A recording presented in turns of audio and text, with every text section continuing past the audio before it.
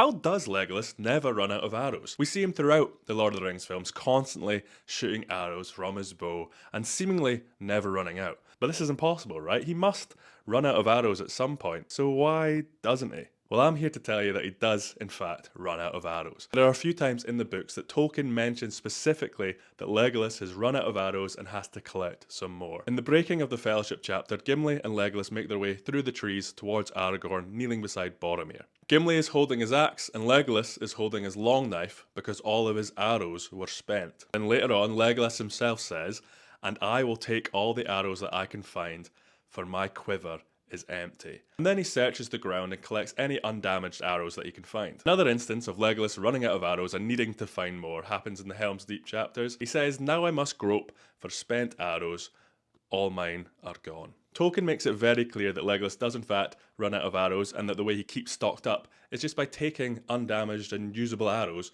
from the floor and the surroundings. So why don't we see this happening in the Lord of the Rings films? Well, probably for the same reason that we don't see any of the Fellowship characters having a shite.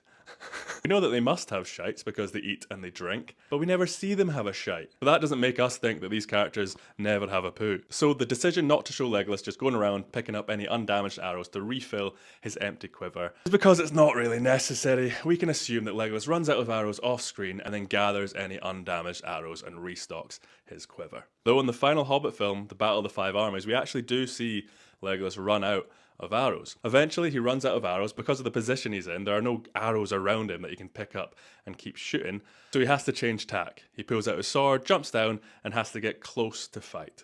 So there you go. I hope that answers your question on whether or not Legolas has poops. Or whether or not Legolas ever runs out of arrows. And if you don't follow me, because I'd appreciate it. Goodbye.